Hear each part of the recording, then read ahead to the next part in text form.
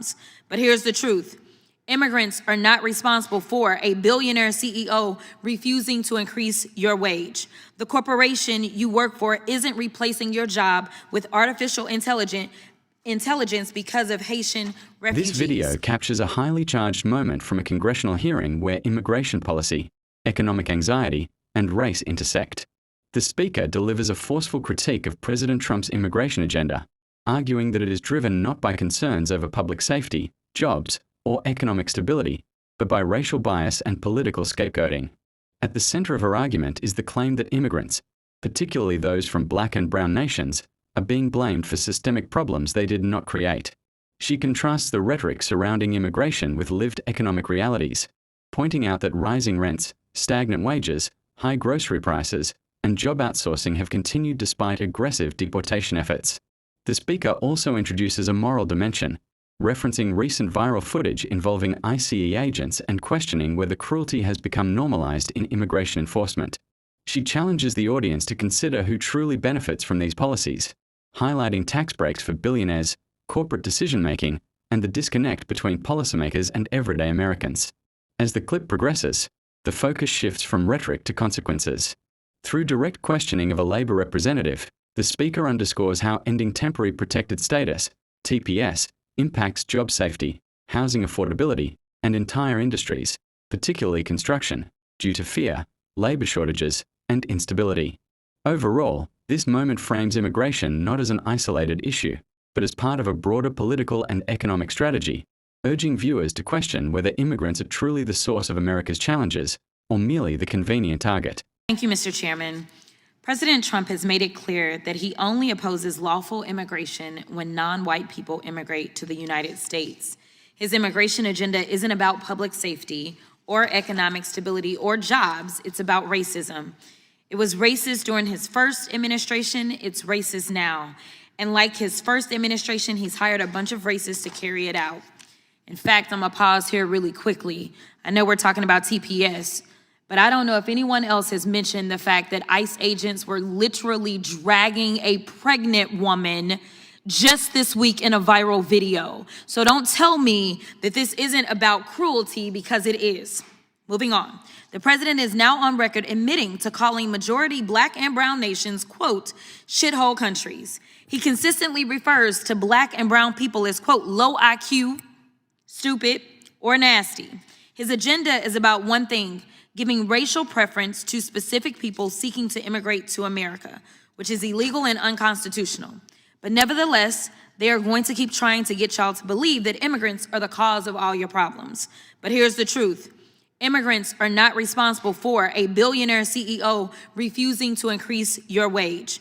The corporation you work for isn't replacing your job with artificial intelligence because of Haitian refugees. Your landlord isn't increasing your rent because someone who's fleeing gang violence in Central America moved into your community. A Palestinian kid who was afforded a scholarship to study at an American university isn't responsible for your child's tuition increasing. Latino farm workers aren't responsible for prices of your groceries increasing. Let's be clear, blaming migrants and deporting migrants and ending TPS won't improve the lives of most Americans. As you can see, we're in the middle of the largest, most inhumane deportation program in American history. And guess what? Housing is still unaffordable, healthcare is still too expensive, groceries are still too expensive, wages aren't keeping up with inflation, jobs are still being outsourced. So maybe it's not the immigrants. Maybe it's the failed Republican policies. In my state of Texas, the Republicans control the House, the Senate, and the governor's mansion. In the United States, the Republicans control the House, the Senate, and the White House.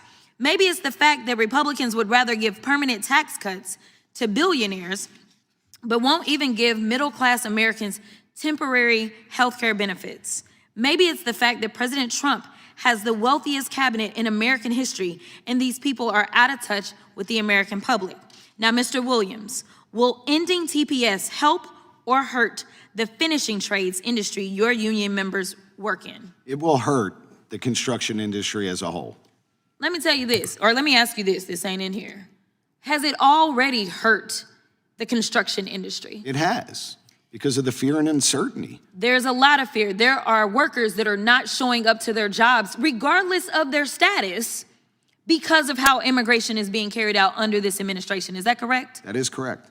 Will ending TPS help or hurt job site safety? It will hurt job site safety.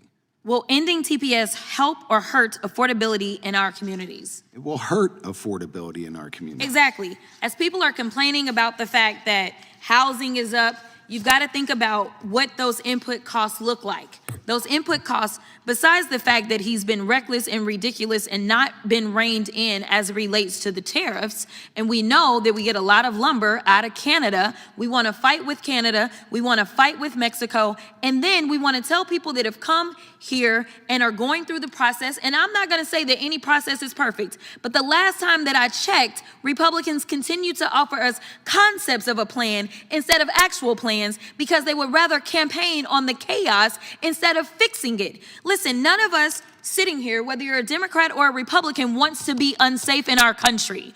I want to be clear. I don't want a criminal in my neighborhood either. But going after all of these countries, when we talk about, it looks like they want to end TPS for Burma and El Salvador and Ethiopia and Haiti and Lebanon and Somalia and South Sudan and Syria. They actually do have Ukraine got extended a little bit and Yemen got extended a little bit. But the vast majority of these countries, there's one thing in common. A lot of those people from those countries have a little bit of melanin in their skin. With that, I will yield. This moment ultimately forces a broader question. Who is actually being held accountable for America's problems, and who is being blamed for them? Throughout the exchange, the speaker dismantles a familiar political narrative that immigrants are responsible for economic strain, public insecurity, and declining quality of life. What emerges instead is a picture of policies that target vulnerable communities while leaving the root causes untouched. Despite historic levels of deportation and aggressive immigration enforcement, the realities facing everyday Americans have not improved. Housing remains unaffordable. Healthcare costs continue to rise. Wages lag behind inflation. Jobs are still being outsourced or automated. These facts challenge the claim that immigration crackdowns deliver economic relief, suggesting instead that they function as political cover for deeper structural failures. The testimony also highlights the real-world consequences of fear-based enforcement. Workers avoiding job sites, industries facing labor shortages, declining job safety, and rising construction costs all point to a system that destabilizes communities rather than protects them. Ending programs like temporary protected status doesn't just affect immigrants. It ripples outward, impacting housing affordability, local economies, and public safety for everyone. Perhaps most striking is the contrast between rhetoric and responsibility. While immigrants are portrayed as threats, the policies benefiting billionaires, corporations, and wealthy political insiders remain largely untouched. The question left hanging is whether chaos is being used as a strategy, something to campaign on rather than solve. If this analysis made you stop and think, like the video, share it, and leave a comment with your perspective. These conversations don't move forward unless people engage. Subscribe for more clear, fact-based breakdowns of what's happening in Washington and why it matters to your life.